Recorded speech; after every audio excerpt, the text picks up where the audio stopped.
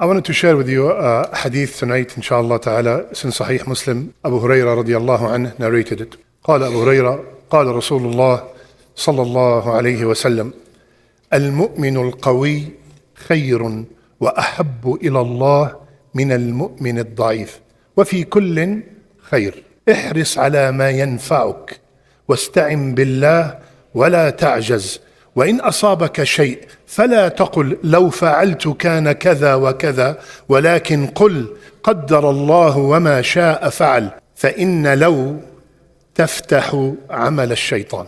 Subhanallah, profound hadith. Rasulullah sallallahu alayhi wa sallam, he said, the strong believer is better and more beloved to Allah than the weak believer. And in both there is khair. احرص على ما ينفعك. Be keen on what benefits you. And seek help from Allah and don't ever give up. And if something happened that you do not like, don't say, if I did this or I did that, this would have never happened. But say, قدر الله وما شاء فعل. Whatever Allah decrees will take place. Because لو, if, the word if, opens the door of shaitan.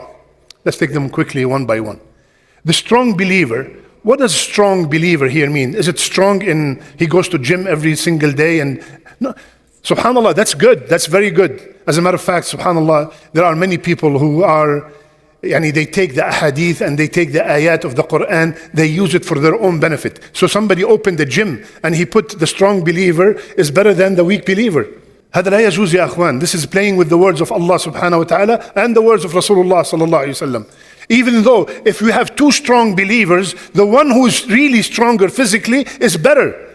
But here, strong believer means strong in his iman, strong in his conviction, strong in his aqidah, strong in defending the deen, strong in ordering good and forbidding evil.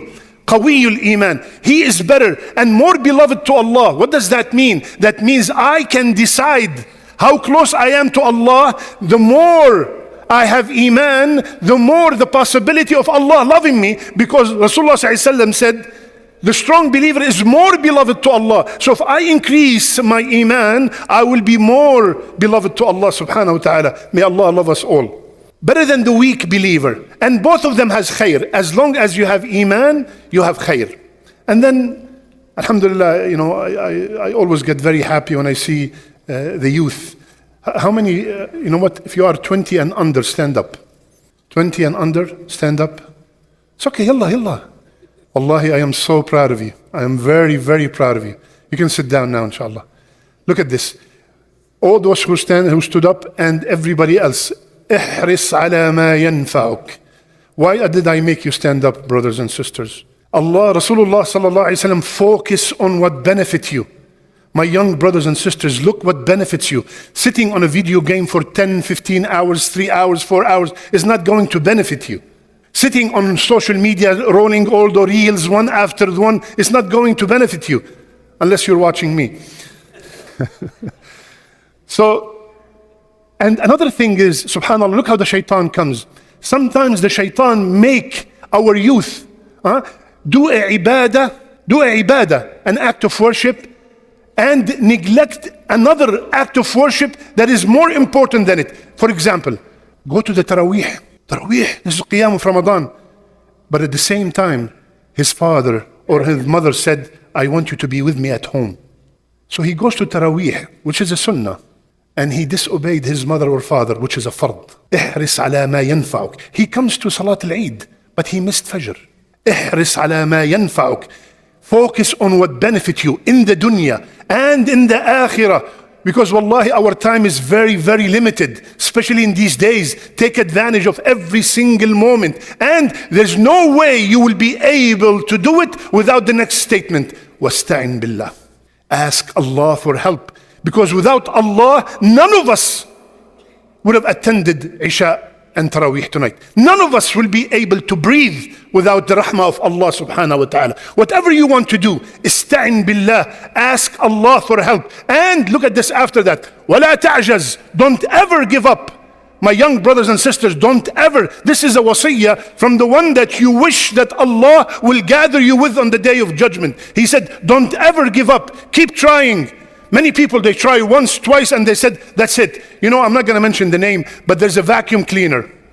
One of the most popular vacuum cleaners on earth.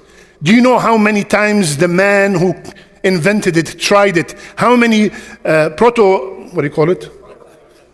That's it. How many he tried before he produced the first one? I would try 10, 15, 300, 600, 2,000, 5,128 times until he produced the best vacuum cleaner. Don't ever give up. Don't give up. And listen to what happened after. And then, if something happens, and this unfortunately happens a lot with us, if I came to Dallas 10 years ago, I would have bought the house $300,000 cheaper. If I came early to the auction, I would have got that car. If I took that other route, I would have never had an accident. If I came early, I would have caught the plane. Right? It happens with all of us. This if our beloved said opens the door of the shaitan. Anytime something like this happen, you say, قدر الله وما شاء فعل. This is aqeedah hadith.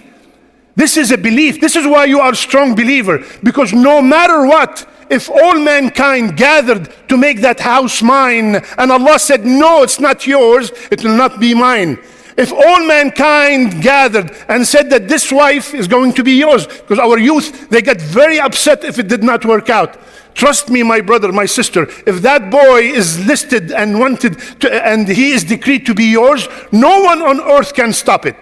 And if he's not, no one on earth can make him yours. Put your trust in Allah and take by the means. Take by the means. And if something happened, I did my best. I went to the doctor, I took the pills, and khalas, Allah decreed that I'm going to die. But do and take by the means and put your trust in Allah and know for a fact that whatever Allah decrees is always khair, whether you see it or not. There's a very beautiful story. It says that there was a king. He had his right hand man who always accompanied him in every trip, in everything. One time, and this man has a habit. Every time something happened with the king, this man says, قدر الله ما شاء فعل. Khair inshallah. Khair inshallah. The king gets irritated from him because sometimes there are things that are bad and he keeps saying khair inshallah. Long story short, one time they went hunting. And during the hunting journey, the king hurt his finger. They rushed him back to the palace and they have to cut his finger. So the minister said, قدر الله ما شاء فعل خير إن شاء الله. He said, where is the khair in cutting my finger? A king with a hand with 4 fingers, take him to jail. As they're taking him to jail, he said, خير إن شاء الله قدر الله وما شاء فعل. The next day, the king went into a journey, and this is the first time ever he goes without his right-hand man, his minister. As he's going, he got lost, and he was caught by a tribe, and the habit of that tribe is that every time they catch a stranger, they slaughter him for their ilah, for their god. So they caught him and they taking him to slaughter him. The inspector came. They said, check him, make sure he is worthy with our God. They checked him, they found the finger missing. He said, he's not worthy, let him go. Let him go. So he went back. Allahi, my minister is right. Everything is right, subhanallah, it's always khair. So he told his guards, bring him out of jail. He said, this is what happened, subhanallah, you were right, it was khair. But let me know, this is, I understand, but how is it you going to jail was khair? He said, your majesty, if I was with you, I am complete. I would have been slaughtered. So that was khair for me going to jail. So subhanallah, sometimes we see the khair and sometimes we do not see it, but we have to know and believe that it's always khair. So if anything happened to you, teach it to your children. I will finish with this because my time is up. One time I taught this hadith to my children 15 years ago. And when my young son, now he's in the 20s, he was like 7 years old. I was going to school with him and he was late, and I used to drive them to school. I was driving him to school and he was very late. On the way there, he said, Baba, I forgot my glasses. I was so upset. I know we are late. He said, Baba, yesterday you said, Qadr Allah ma sha'a. I said, Wallahi, I'm not going to teach you anything anymore. Jazakum Allah khair, barakallah feekum, assalamu alaikum.